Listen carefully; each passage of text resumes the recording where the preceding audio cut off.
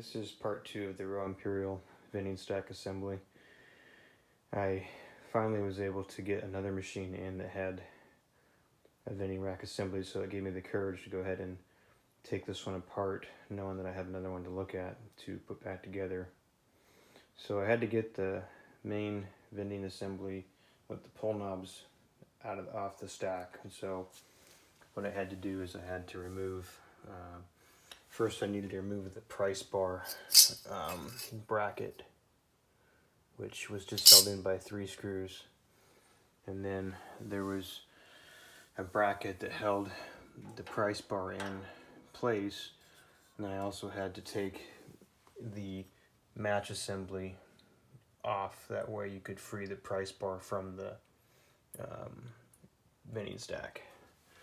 So there was 4 screws. There's the first ones in the front are on fasteners, and then the back was just threaded in, and they go past through the stack assembly. So there's a hole down there where the screw went through that, and that removed it. So there was no nut on the back too. So it was basically 3 screws on the price bar, and then you had to remove these components from the match assembly to be able to get this spring off the price bar assembly.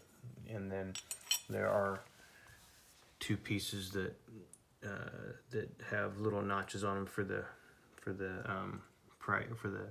match knob, and then there's a little bracket and 2 springs, and then there was a plate that I had to remove to be able to get this piece off in order to get everything out of the machine. So I took some photos first, and that's what allowed me to get this off.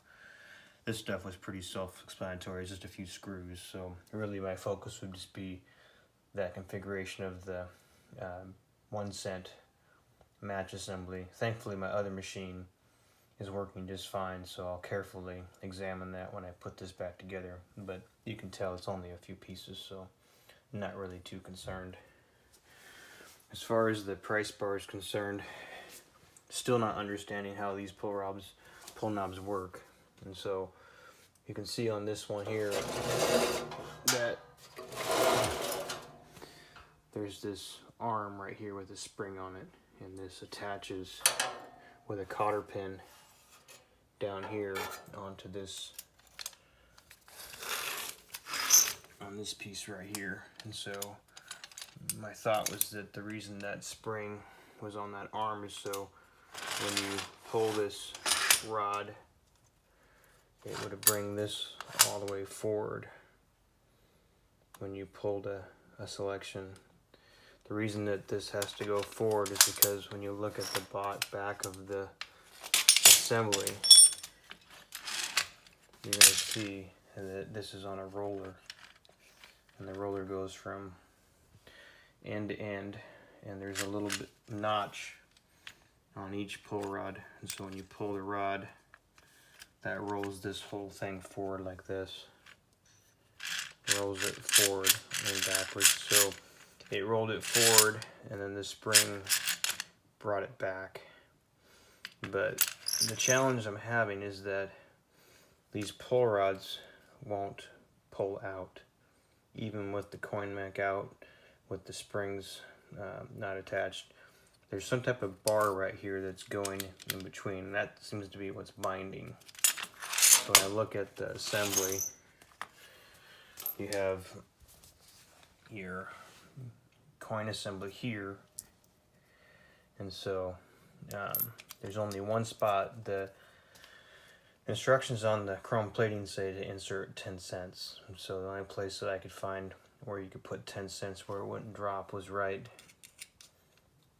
Oops, that's not where it went. It goes right on this side here. So that's the only place that a dime will fit. I tried to put 2 nickels in this configuration. It looks strange, but I did try to use 2 nickels, and I was not able to get it to work. And so, real quick, discussing how I think the pull rods work is that if you look at each pull rod assembly, there's basically the first rod is a bent corn release, so it has nothing to do with vending product. It was to get your money back. So if you look at the pull rod here, this would allow to pull this forward, which when the dime is in the rejector, it would reject the dime and give it back to you.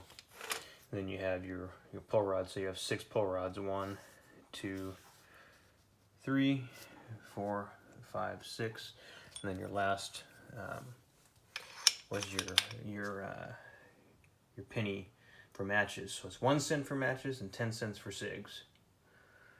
And so my guess is that when you had products sitting on one of these columns, the weight was able to push down this little component, or this little lever here.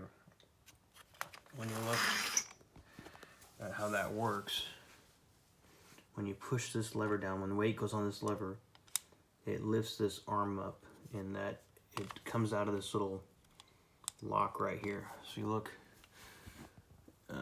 carefully. When weight goes on, it goes up, and that should allow to advance the knob forward. So when I have this simulating that there is product in this, I still cannot get the rod on any of them to advance forward. On this side,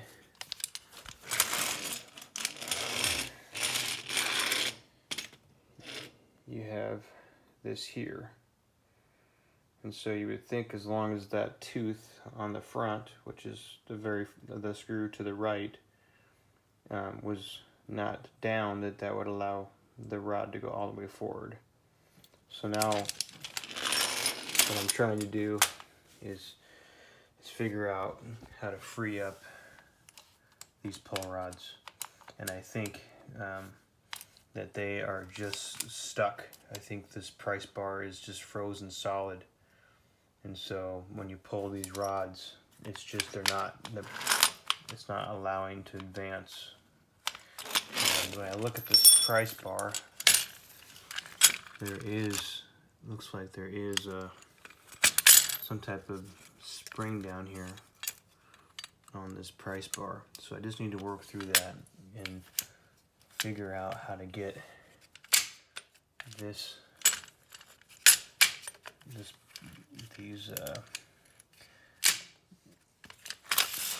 pull rods to free up. Once I get the pull rods to free up, then I'm pretty comfortable with tearing it down.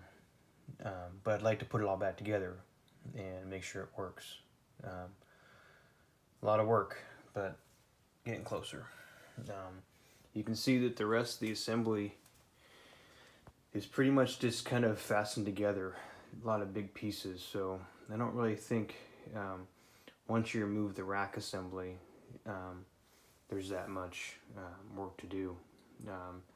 Just your basic screws, a couple arms and a couple springs, but mainly the work is in this assembly here. I'm going to show it to you one more time. So here is the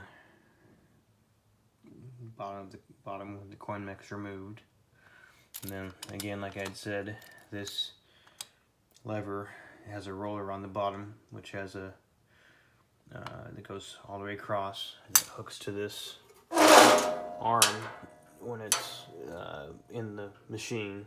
And so when you pull this forward, when you pull a knob, what that would do is it pull this forward. So when we turn it upside down, when you pull that knob, that should allow this.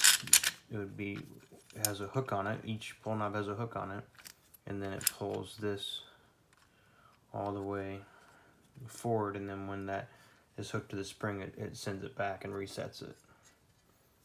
So that's part 2 of the Rowe Imperial video. If you have any questions or comments, or you know how to make this work, let me know. It is not as simple as I thought it would be, so far it has been a bit of a challenge.